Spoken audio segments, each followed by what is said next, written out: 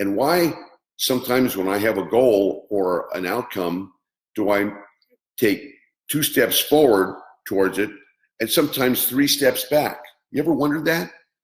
So what that essentially means is that there are forces inside you. I call them energies. There are forces inside you that are affecting you every single day, and you don't even know it unless you're energetically trained. And you think, hidden forces, hidden energies inside me? Yeah, it's exactly what I'm telling you. We have an energetic operating system inside us. You know, just like the Mac has an operating system, Windows has an operating system. It's the same thing with us as human beings. We have an energetic operating system that is combined of our personal history, what we've been through, the emotions, the events, and especially what affects us is the negative events, the traumatic events, the emotionally upsetting stuff that we've been through. And we've all been through it. If you're a human being walking on this earth, you've all had challenges. You've all been through some pretty tough times. You've all wondered, man, am I going to be able to get through this thing? You've all questioned, you know, is life worth living? You know, do I want to keep going? In some capacity, because we all have to deal with this. No one ever told us about that. You know, we just figure, well, I just figure, man, am I the only one who has these thoughts and these emotions? And am I the only one with trying to struggle to keep it together and move forward and kind of not, you know, kind of put up a happy face and not let people know that I'm worried about this or I'm worried about that or I got this going on, etc. So much of our lives is just trying to hold it together. And I know when I was in, you know, junior high and in high school, I had a very upsetting time in growing up in my household. And I came from a very loving house, a very, a loving family, mom, dad, and my sister. And there came a time when I went into junior high or high school and my mom started to change. And she went from being my best friend, you know, the mother of, you know, best mother in the world, full of love and kindness. She taught me so many wonderful things. She's my best friend. And then she went through a change. And that sweet, loving mother that I had all of a sudden became really angry and really abusive and emotionally violent, you know, yelling and screaming, and everybody was walking on eggshells. And I was dumb. That you know, you talk about an upsetting time in your life. Here I am, this early teens, and I'm going, what happened to my mom? You know, she was, you know, most of my life she loved me and hugged me and was my best friend, and now she's complaining and yelling and screaming and making the house, you know, a war zone. And I went through that through my adolescence and through my high school years. I don't know if you ever done that. You probably had a normal upbringing, right? Normal. Most people have challenges growing up.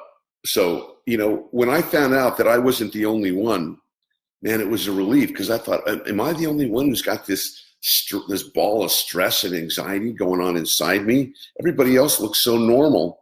And during those years, you know, I'm trying to go to school and in my particular, I went to a private high school, and my parents, you know, paid for it for the first year. And I got used to it. And then after the first year, they said, you know what? We're not going to pay for your high school anymore.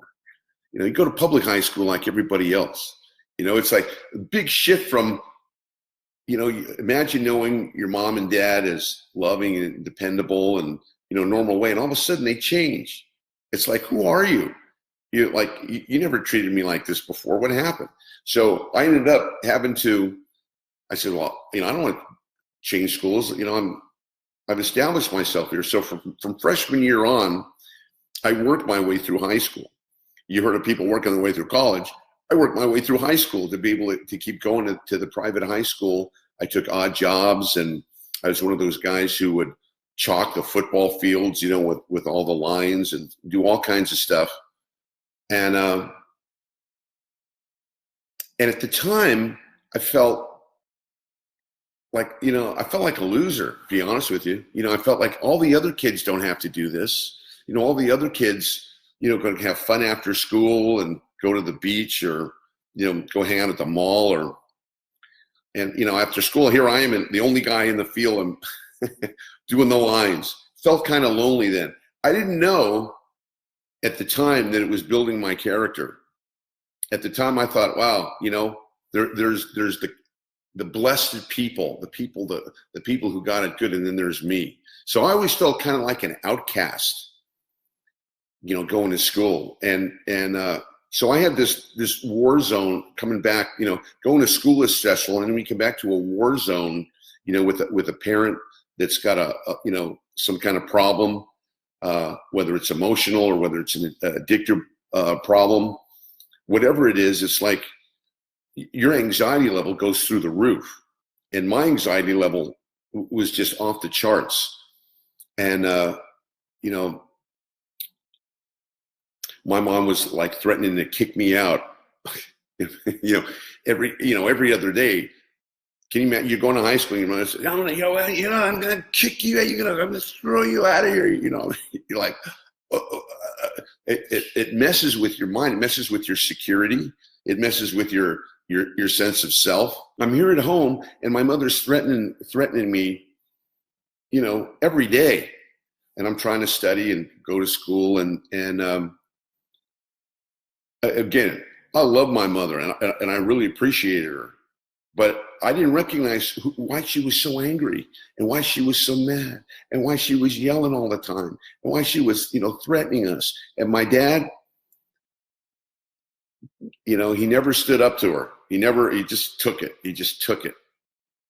And my sister was kind of like my dad. She just took it too. But for me, I was more like my mom. I'm going, what are you doing? I would confront.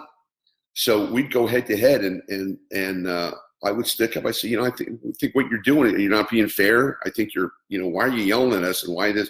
But you can't talk to somebody who's, got these things going on. I think they call it narcissist syndrome, where they're always right, you're always wrong. You do what I say or else, kind of like that fascist mentality. So every day I'm getting threatened, that I'm going to get kicked out, and I don't have much money because I'm working my way through high school. And finally, when I turned 17, she just says, out, get out. And I was just in my last year of high school, and I'm like, whoa. So that has a lot to, we're talking about self-image and self today. So when that happens, there's a part of you, there's a part of me that says, wow, my mom and my dad are kicking me out.